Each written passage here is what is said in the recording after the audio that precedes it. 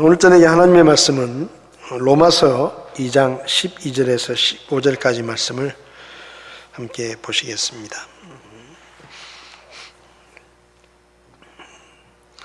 로마서 2장 12절에서 15절까지 말씀을 우리 한 목소리로 같이 읽도록 하겠습니다. 율법 밖에서 죄를 지은 자들은 또한 다 율법 밖에서 멸망하고 율법 안에서 죄를 지은 자들은 다 율법으로 심판을 받으리니 이는 율법을 듣는 자들이 하나님 앞에서 의롭지 아니하고 오직 율법을 행하는 자들이 의롭게 될 것이기 때문이라.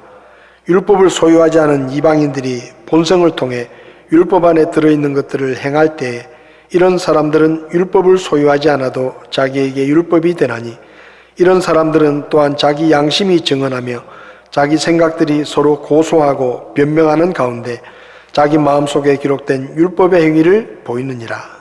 아멘. 잠시 기도하겠습니다. 하나님 아버지, 저희들을 늘 지켜주시는 것을 감사합니다.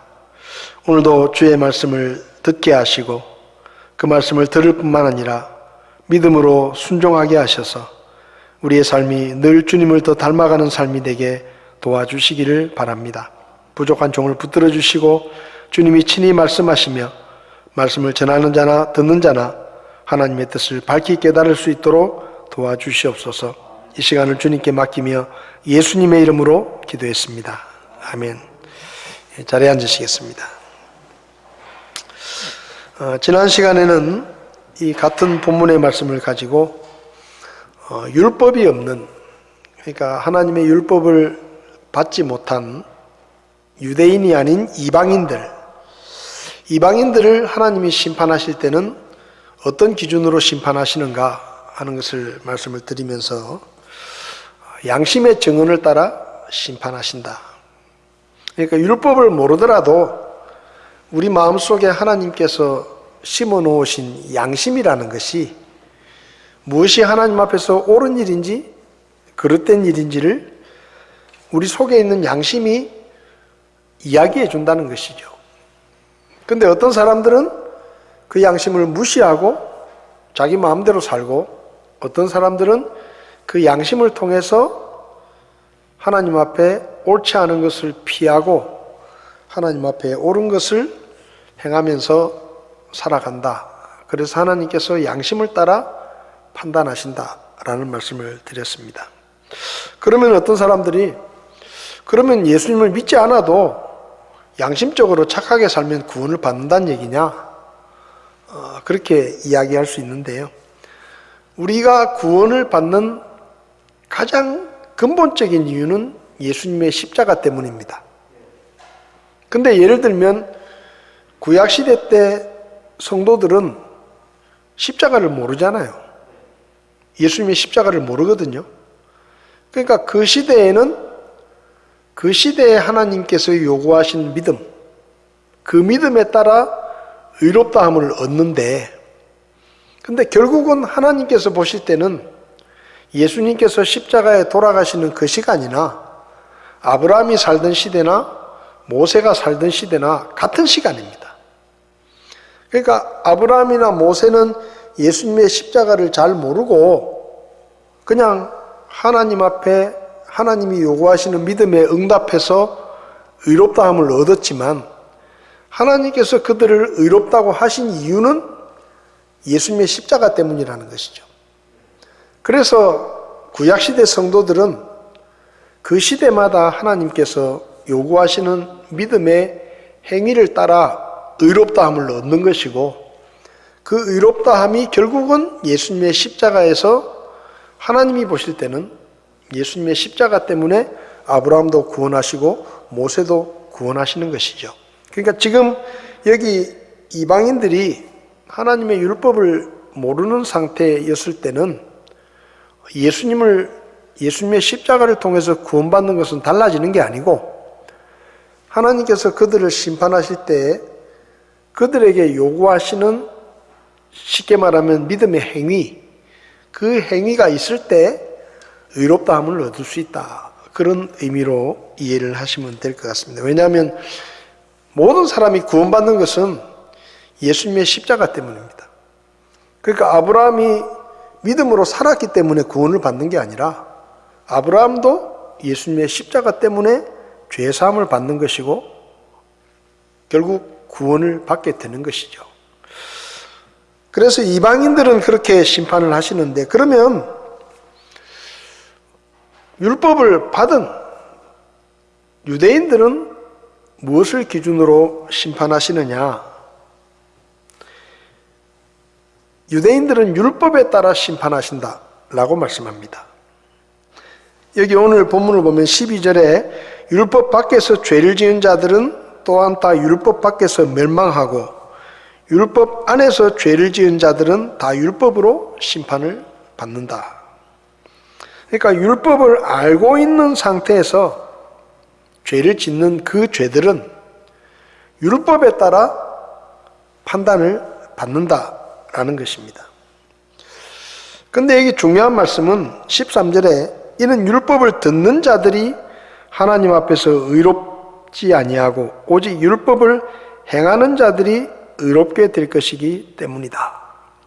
그러니까 하나님께서 율법을 기준으로 심판하시는데 그 심판의 기준은 율법을 얼마나 잘 알고 있느냐, 율법을 얼마나 잘 외우느냐, 율법에 대한 지식이 얼마나 많으냐 하는 것이 기준이 아니라 그 율법을 얼마나 행했느냐 하는 게 기준이라는 것입니다. 여러분, 율법을 아는 것과 율법을 행하는 것은 다릅니다. 이것은 지금 이 시대의 그리스도인인 우리에게도 하나님의 말씀을 아는 것하고 하나님의 말씀대로 사는 것은 전혀 다른 것입니다. 예수님 당시에 율법을 가장 잘 알고 있었던 사람들이 누군가 하면 바리새인들과 서기관들이었습니다. 그 사람들은 율법의 전문가였습니다. 율법을 달달달달 외우고 있는 사람들이었습니다. 심지어 다른 사람에게 율법을 가르치는 사람이었습니다. 그런데 마태복음 23장을 보면 예수님께서 그 바리새인들과 서기관들을 향해서 아주 저주의 책망을 하십니다. 그들이 모세의 자리에 앉아 있다. 그러니까 모세의 율법을 너무 잘 알고 있어가지고 마치 모세의 자리에서 그 율법을 가지고 사람들을 판단하는 것처럼 사람들을 판단할 만큼의 충분한 율법의 지식을 가지고 있다라고 말씀하시지만 그 사람들은 율법을 알기는 아는데 행하지는 않는 사람들이다. 율법을 잘 알고 있지만 행하지 않는 사람들이다. 그러니까 그 사람들의 가르치는 것은 너희가 듣고 지키고 그 사람들의 행위는 본받지 마라. 그렇게 말씀하십니다. 마태복음 23장 2절을 보면 이르시되 서기관들과 바리새인들이 모세의 자리에 앉아 있으니 그러므로 무엇이든지 그들이 너희에게 지키라고 명하는 모든 것을 지키고 행하되 그들의 행위대로 하지는 말라. 그들은 말만 하고 행하지는 않는다. 그러니까 예수님의 눈에 비친 바리새인들과 서기관들의 모습은 율법을 잘 알고 율법을 외우고 또 어떤 면에서는 율법을 엄격하게 지키려고 애를 쓰고 심지어는 율법을 다른 사람에게 가르치지만 그 사람들은 율법을 알고는 있으면서도 행하지 않으니까 절대 그 사람들을 따라 하지는 마라 라고 말씀하십니다. 율법을 잘 아는 것과 율법을 지키고 행하는 것이 다르다는 것이죠. 여러분, 우리가 성경을 교회 안에도 거의 성경 박사 정도 되는 것만큼 성경을 잘 아는 사람이 있을 수 있습니다. 근데 만약에 그 성경을 정말로 잘 아는 그 사람이 성경은 많이 알고 누가 물어보면 답도 잘하고 또 다른 사람을 가르치는 일에도 잘 가르치고 하면서 정작 그 사람의 행동이 말씀에 따라 사는 삶이 아니라고 하면 그가 가진 성경 말씀에 대한 지식이나 이런 것들이 무슨 유익이 있겠습니까? 바리새인들이 그랬습니다. 이 시대의 바리새인들이 그런 사람들이에요. 교회 안에서 성경 퀴즈를 하면 1등을 하고 성경 이야기를 하면 빼놓지 않고 성경 아주 박식한 성경 지식을 자랑하고 많이 이야기하지만 그 삶은 안 믿는 사람이나 비슷한, 말하는 것도 안 믿는 사람 같고 행동하는 것도 안 믿는 사람처럼 하고 그런 걸 의미하는 거예요. 그런 사람들은 실제적으로 믿음 생활에 별 유익이 되지 않는 것입니다. 그래서 우리가 하나님의 말씀을 아는 것도 중요하지만 하나님의 말씀을 실천해야 된다. 여러분, 우리 할머니, 어머니 세대들은 글을 모르시는 분들이 참 많습니다. 근데 제가 군대 생활할 때 아주 시골 교회, 촌에 있는 시골 교회를 제가 이제 출석을 했는데 거기 가면 젊은 사람들 없어요. 다 할머니, 주로 할머니들이에요. 근데 그분들은 글도 몰라요. 근데 예배를 드리면요, 찬송을 다 외워가지고 그냥 찬송을 얼마나 은혜롭게 부르는지. 그리고 그분들은 글도 모르지만은 목사님이 설교를 하고 하나님의 말씀을 전하면 그 말씀을 그대로 받아들이고 실천에 옮기려고 하는 거예요. 그리고 교회 와서는 자기가 말씀대로 살지 못한 것 때문에 하나님께 너무 죄송스러워하고 하나님 앞에서 참 미안해하고 내가 말씀대로 살지 못했다 하는 것을 스스로 자책하고 그러면서 늘 그런 부족한 마음을 가지고 있는 거예요. 글도 모르고 성경을 읽을 줄도 모르지만은 그 마음속에 목사님이 전해주시는 그 하나님의 말씀을 진짜 하나님의 말씀으로 듣고 그대로 하려고 애를 쓰고 그렇게 실천을 하려고 애쓰는 겁니다. 그분들의 믿음이 어떨 때는 참 그리울 때가 있어요. 그분들의 믿음이. 요즘 시대 사람들은 성경을 잘 압니다. 휴대폰만 열면 성경이 다 나오죠. 마음만 먹으면 얼마든지 읽을 수 있고 책도 얼마든지 볼 수 있고 근데 교회 안에 보면 그 말하는 것이나 행동하는 것이 안 믿는 사람하고 별 다를 게 없는, 다른 사람들에게 상처를 주고 다른 사람들을 판단하고 말을 함부로 하고 행동도 함부로 하고 다른 사람을 상처 주고 교회 문제를 일으키고 오직 세상 욕망을 따라 살고 돈밖에 모르고 이런 사람들이 교회 안에 있어요.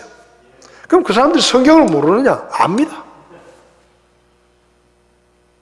적어도 일주일에 3번은 예배 때 와서 말씀을 듣습니다. 또 자기가 혼자 경건의 시간을 가지고 말씀을 읽을 수도 있습니다. 그런데 중요한 것은 말씀을 아는 것과 그 말씀대로 순종하고 행하는 것은 다르다는 것이죠. 그래서 바리새인들을 책망하십니다. 얼마나 무섭게 책망하시느냐. 23장 13절부터 보면 그러나 서기관들과 바리새인 위선자들아 너희에게 화가 있을지어다. 여러분, 예수님께서 이렇게 말씀하신 적이 없어요. 너희에게 화가 있을지어다.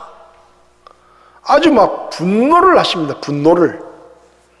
그리고 그 분노를 표현하십니다. 서기관들과 바리새인들 위선자들아 너희에게 화가 있을지어다 라고 8가지를 책망하시는데 첫 번째는 율법을 지키는 것으로 의롭다함을 얻을 수 있다고 가르치는 그들의 잘못을 책망하셨습니다. 여러분, 오늘날 교회 안에 성경 말씀대로 살고 교회 열심히 다니고 믿음 생활을 열심히 하면 구원받는다. 그렇게 가르치는 사람들이 있고 그렇게 믿는 사람들이 있습니다. 근데 그게 바로 바리새인들의 가르침이에요. 너희가 하나님의 율법대로 열심히 행하면, 열심히 살면 의롭다함을 얻는다. 그렇게 가르치면요, 어떤 결과가 일어나는가 하면 그 가르침을 믿는 사람들은 절대 구원받지 못합니다. 우리가 어떻게 구원받죠? 예수님을 믿음으로 구원받는데 열심히 교회 나오고 헌금하고 11조하고 신앙생활 열심히 하고 식당 봉사하고 교회 봉사하고 전도하러 다니고 그렇게 막 열심히 믿음 생활을 잘하면 의롭다함을 얻는다. 그렇게 가르쳐 보세요. 사람들이 전부 그것만 하려고 그래요. 그래가지고 예배 한번 빠지면 막 불안해가지고 떨고 혼날까봐 하나님 앞에 구원을 잃어버릴까봐 못 받을까봐 바리새인들이 그렇게 하는 거예요. 율법을 지키는 것을 가지고 협박을 하는 겁니다. 너 그렇게 율법을 안 지키면 의롭다함을 얻지 못한다. 그러니까 율법을 잘 지켜야 돼. 두 번째 책망은 율법을 안다고 하면서 율법의 가장 중요한 가르침인 형제 사랑과 이웃 사랑을 실천하지 않는 것을 책망하셨습니다. 14절을 보면 서기관들, 바리새인들, 위선자들아 너희에게 화가 있을지어다. 너희가 과부들의 집을 삼키고 거칠에도 길게 기도하나니 그런즉 너희가 더 큰 정죄를 받으리라. 이게 무슨 말인가 하면요, 여러분 과부가 왜 집을 헌금으로 바치겠어요? 협박을 하는 겁니다. 너 하나님 앞에 헌금 안 하면, 너 하나님 앞에 11조 안 하면, 하나님 앞에 드리지 않으면 너 의롭다함을 얻지 못한다. 그렇게 막 부담을 주고 협박을 하니까 사람들이 진짜 내가 헌금 안 하면 구원 못 받나? 불안하고 그래가지고 헌금을 하는 거예요. 그러면 그 헌금이 어디로 가느냐? 바리새인들의 주머니로 가는 겁니다. 자기 주머니로 가는 거예요. 율법의 내용은 알지만 율법의 정신을 알지 못하는 이런 모습들을 가지고 있었습니다. 그 다음에 세 번째는 이 사람들은 열심히 사람들을 유대교인으로 만들려고 애를 쓰는데 정작 유대교인이 되면 그 사람들에게 뭘 가르쳐요?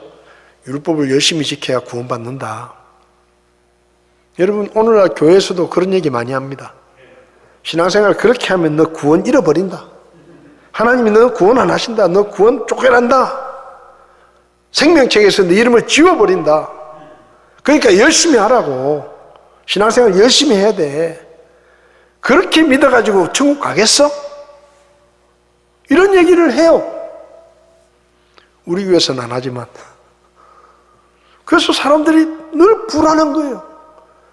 기도생활 잘하고 신앙생활 잘할 때는 천국 갈 수 있을 것 같은 자신이 들다가도 조금 자기가 믿음생활 시원찮게 하거나 신앙생활을 좀 제대로 못하는 것 같으면 야 이러다가 내가 천국에서 떨려나는 게 아닌가, 야 내 구원이 취소되는 게 아닌가, 불안하고 그래서 하나님께 잘 보이려고 애를 쓰고 우리가 주님을 섬기는 것은 구원해 주신 은혜에 감사해서 우리가 섬기는 거예요.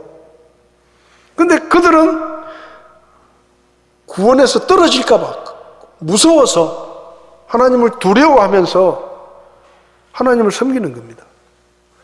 여러분 율법을 지킴으로 의롭다함을 얻는 육체는 하나도 없다. 그렇게 말씀했습니다. 근데 바리새인들은 그렇게 가르치는 거예요. 그 다음 네 번째는 16절에 보면 너희에게 화가 있을지어다. 너희가 이르되 누구든지 성전을 두고 맹세하면 그것은 아무것도 아니거니와 누구든지 성전에 금을 두고 맹세하면 그는 빚진 자라 하는도다. 이게 무슨 말인가 하면 예를 들면 이런 거예요. 우리가 하나님 앞에 뭔가 맹세를 하거나 서원을 합니다. 근데 그냥 어떤 물질적인 서원이 아닌 경우에는 그거 지키든지 말든지 상관없다 이렇게 이야기하고, 내가 예를 들면 내가 건축을 위해서 헌금을 얼마 하겠습니다 약속을 하잖아요. 그럼 그거는 끝까지 하라 그러는 거예요. 그러니까 하나님보다 다른 것을 더 중요하게 여기도록 만드는 겁니다. 여러분 우리가 뭘 사랑하는 겁니까? 하나님을 사랑하는 거죠. 하나님이 주신 돈을 사랑하는 게 아니잖아요. 하나님이 주신 건강을 사랑하는 게 아니잖아요. 하나님이 주신 교회를 사랑하는 게 아니잖아요. 우리가 하나님을 사랑하기 때문에 교회도 사랑하고 그렇잖아요. 형제 자매들도 사랑하고 주님을 위해 섬기기도 하고 헌금도 하고 봉사도 하고 하는 것이죠. 근데 바리새인들은 하나님은 뒤로 제쳐놓고 그분이 주신 것에 욕심을 내고 사람들이 거기 관심을 갖게 하는 것입니다. 그러니까 하나님이 화가 있을지어다 라고 말씀하신 것이죠. 그 다음에 다섯 번째 책망은 23절부터 보면 너희가 박하와 회양과 근처의 11조는 바치되 율법의 더 중대한 문제인 판단의 공의와 긍휼과 믿음은 무시했다. 여러분 성지순례를 가면 박하, 회양, 근체를 보여주는데요.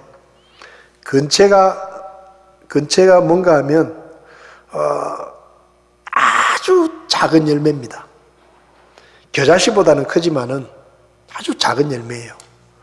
근데 그 열매를 당시 기록을 보면 바리새인들이 그 11조를 하나님 앞에 드리기 위해서 그거를 세고 있는 거예요. 그 개수가 몇 개인지.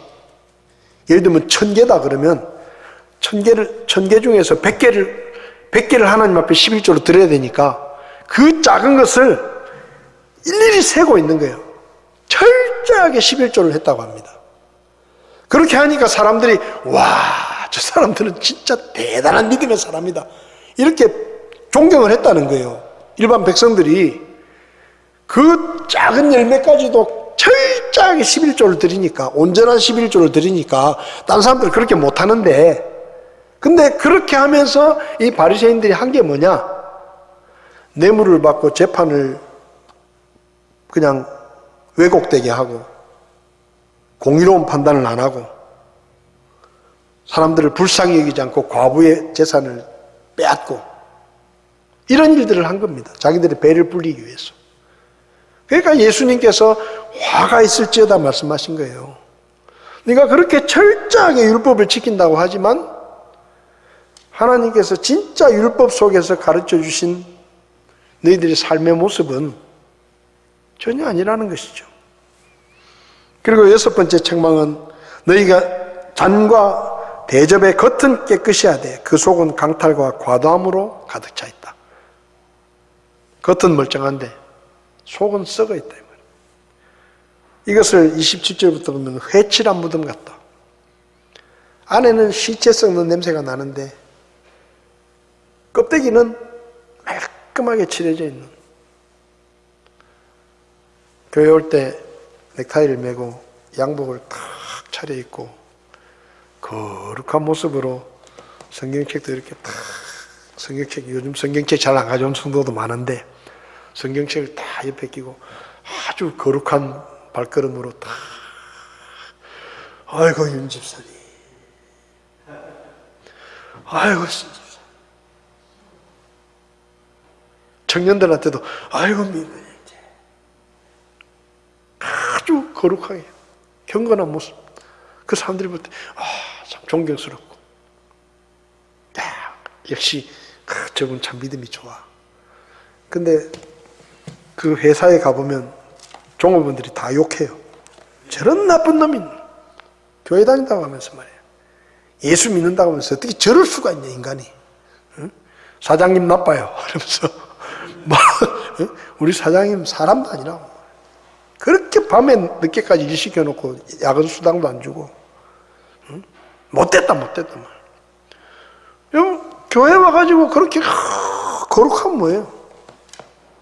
이게 바리새인들이었습니다. 길거리 가다가 기도 시간 되면 딱 사람 많은 데서 딱 서가지고 기도. 그럼 사람들이 존경하죠. 근데 속은 욕심과 탐욕으로 가득 차 있는 거예요. 그리고 여덟 번째는 우리가 만약에 조상들의 시대에 살았으면 우리는 우리 조상들처럼 그렇게 잘못 안 했을 거다. 그러니까 조상들의 죄는 인정하지만 자기들은 깨끗하다고 생각하는 것입니다. 이런 마음들이 바리새인들에게 있었다는 것이죠. 조상들의 불법과 죄악은 인정하면서 자기들은 깨끗한 척하는, 우리는 죄가 없다. 우리 조상들은 죄를 지어서 벌을 받는 게 마땅한데 우리는 죄가 없다. 이렇게 생각하는 것입니다. 그래서 예수님께서 그들을 책망하셨습니다. 너희들은 깨끗하냐? 너희들이 죄를 지은 조상들의 후손이라고 스스로 인정하고 있구나. 그러면서도 어떻게 너희는 죄가 없다고 말하느냐? 그래서 33절에는 이렇게 말해요. 뱀들아, 독사들의 세대야, 어찌 너희가 지옥의 정죄를 피하겠느냐? 여러분, 예수님이 이렇게 무섭게 말씀하신 적이 없습니다. 그런데 바리새인들과 서기관들을 향해서 독설을 내뿜으시면서 비판하고 책망하셨습니다. 율법을 잘 알고 있더라도 행하지 않으면 비록 그들이 아브라함의 후손이라도 하나님의 심판을 피할 수가 없다라고 말씀하신 것이죠. 여러분, 우리는 아브라함의 후손도 아니고 우리는 이방인이었습니다. 그런데 정말로 하나님의 은혜로 우리가 하나님의 말씀을 듣게 됐습니다. 그리고 복음을 듣고 내가 하나님 앞에서 용서받지 못하는 죄인이라는 것을 깨닫고 예수님 때문에 내 죄가 용서됐구나. 그래서 예수님을 하나님의 구원자로 믿고 우리가 구원을 받은 것입니다.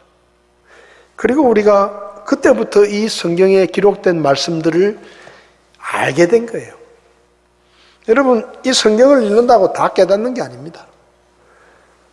안에 성령이 계셔야 하나님의 말씀을 제대로 깨달을 수 있도록 도와주시기 때문에 성경을 제대로 깨달을 수 있지, 구원받지 못한 사람은 성경책을 읽어도요 무슨 말인지 모릅니다.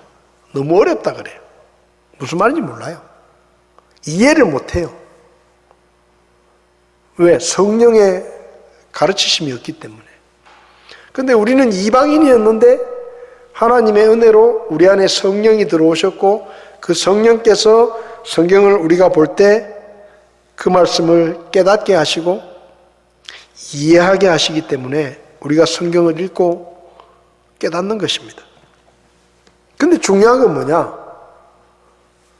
깨달았으면 이 말씀에 순종하고 행동으로 옮겨야 된다는 거예요.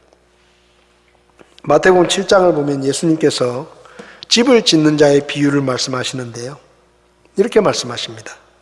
마태복음 7장 24절에 그러므로 누구든지 나의 이 말들을 듣고 그것들을 행하는 자를 나는 자기 집을 반석 위에 지은 지혜로운 사람과 같다 하리라.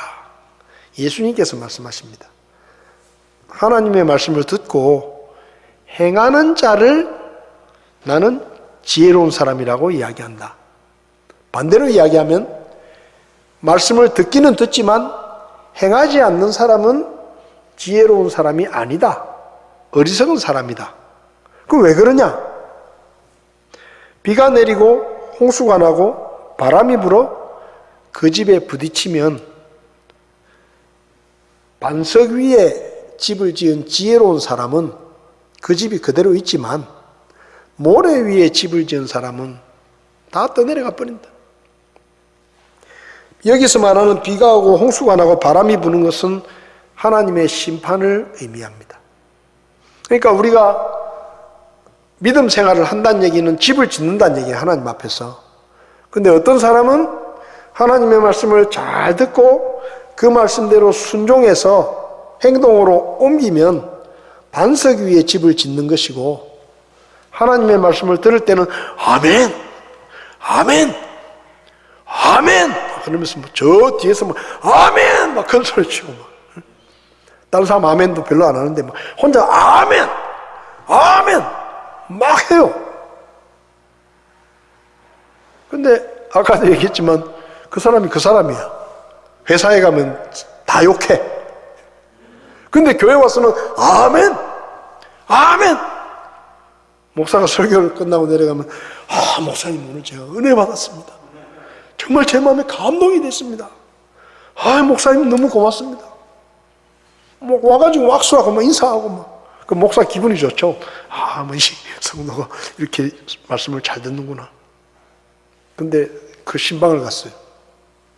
그 입구에 들어갔는데 경비하는 사람이 어디서 오셨습니까? 여기 사장님 다니는 교회 목사입니다. 목사님, 똑바로 좀 가르치세요. 똑바로 좀. 예? 제가 이런 얘기 안 하려고 그러는데요. 우리 사장님요, 정말 안 믿는 사람보다 더 못된 사람입니다. 목사님이 도대체 교회에서 어떻게 가르치길래 저렇게 하냐고. 어이, 깜짝 놀래가지고 어쨌든 들어갔어요. 들어갔는데 또 그 직원이 한 사람 나오더니 어디서 오셨습니까? 아, 이 사장님 다니는 교회 목사입니다. 목사님, 제 하소연 좀 하겠습니다. 얼마 전에 제가 회사에서 뭔 일이 있었는데요. 얼마나 저보고 닥달을 하고 얼마나 야단을 치는지 제가 오만정이 다 떨어집니다. 좀 교회에서 좀 잘 좀 가르치십시오. 그럼 어떻게 해요? 네?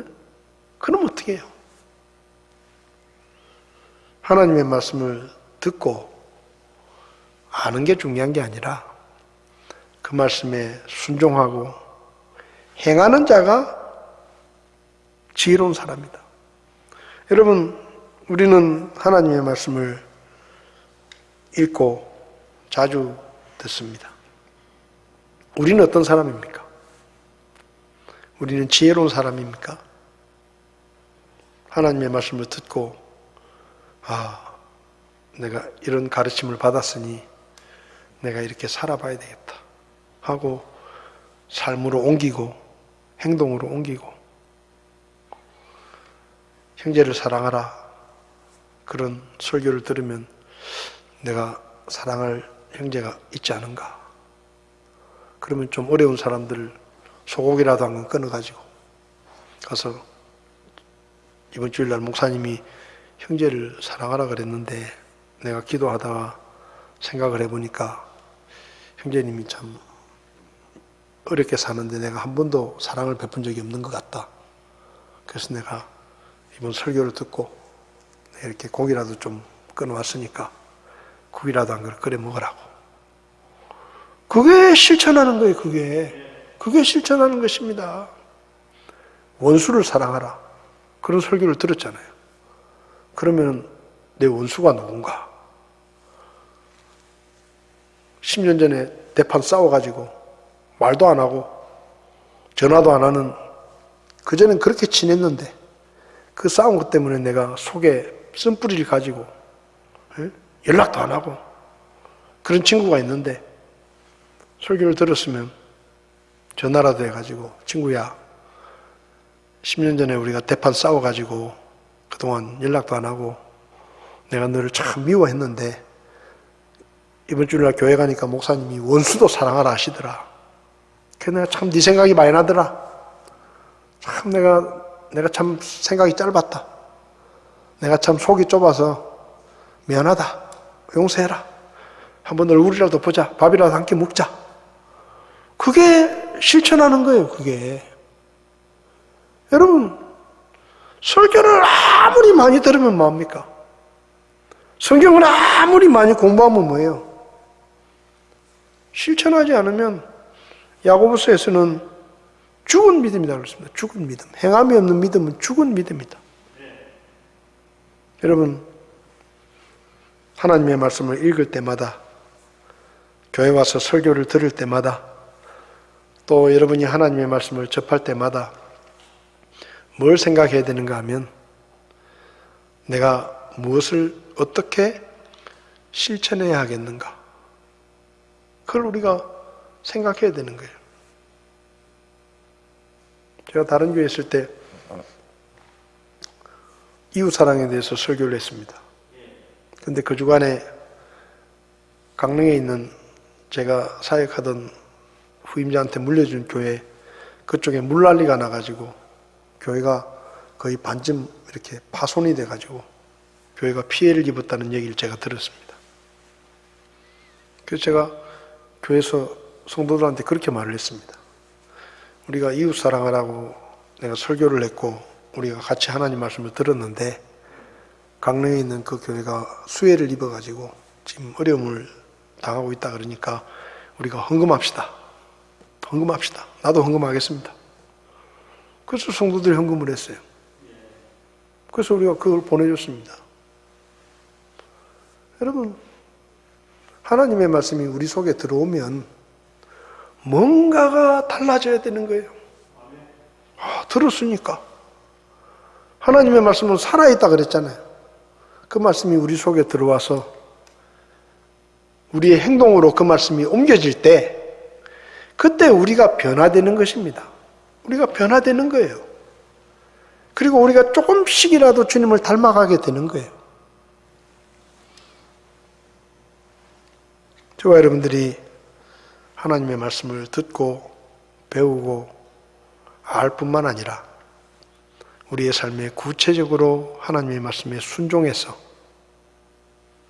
하나님 앞에 섰을 때에 야, 너 참 알기는 참 많이 안다. 야, 너 어떻게 그렇게 성경을 잘 아냐? 그런데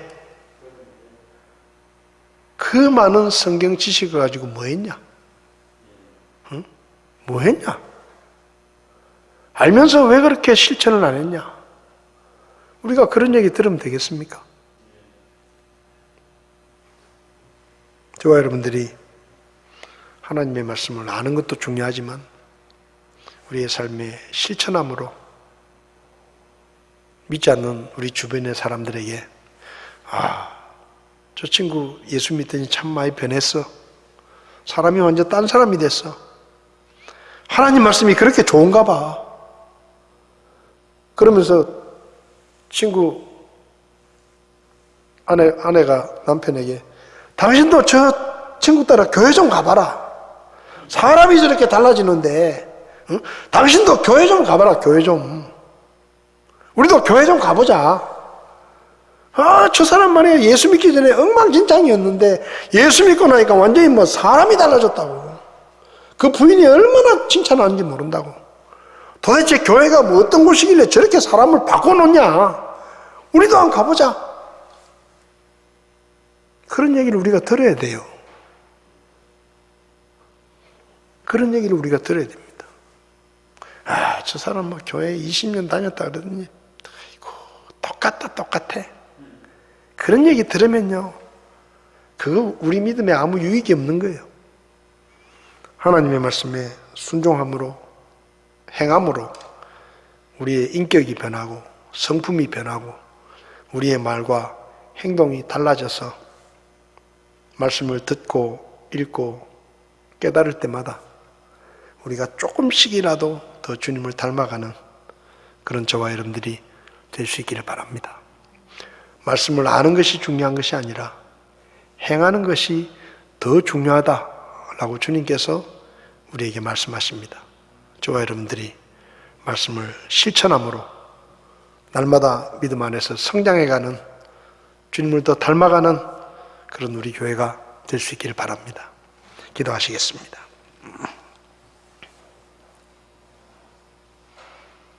하나님 아버지, 하나님께서 우리에게 성경을 주시고 수많은 하나님의 말씀을 주셨는데 우리가 혹시 하나님의 말씀을 아는 것에 만족하고 그 말씀에 따라 순종하지 않는 그런 삶을 살고 있는 것은 아닌지 우리 자신을 돌아보기 원합니다. 하나님의 말씀을 듣고 행하지 않는 자는 어리석은 자라고 말씀하셨고 그 믿음의 삶은 하나님께서 심판하실 때 아무 유익이 없다고 말씀하셨습니다. 우리가 하나님의 말씀을 들을 뿐만 아니라 공부할 뿐만 아니라 알 뿐만 아니라 행함으로 주님 앞에서 지혜로운 사람이라는 인정을 받을 수 있도록 저희를 도와 주시옵소서. 다시 세상으로 나갑니다. 세상에서 수많은 말을 듣고 사람들의 말을 듣지만 우리가 먼저 하나님의 말씀을 듣게 하시고 그 말씀에 따라 살아갈 수 있도록 그래서 우리의 삶을 통해 주님을 드러낼 수 있도록 저희를 도와 주시옵소서. 오늘도 저에게 말씀을 가르쳐 주신 것 감사합니다. 말씀을 듣고 믿고 순종할 수 있도록 저에게 믿음을 더해 주시옵소서. 예수님의 이름으로 기도했습니다. 아멘. 예배를 마치겠습니다.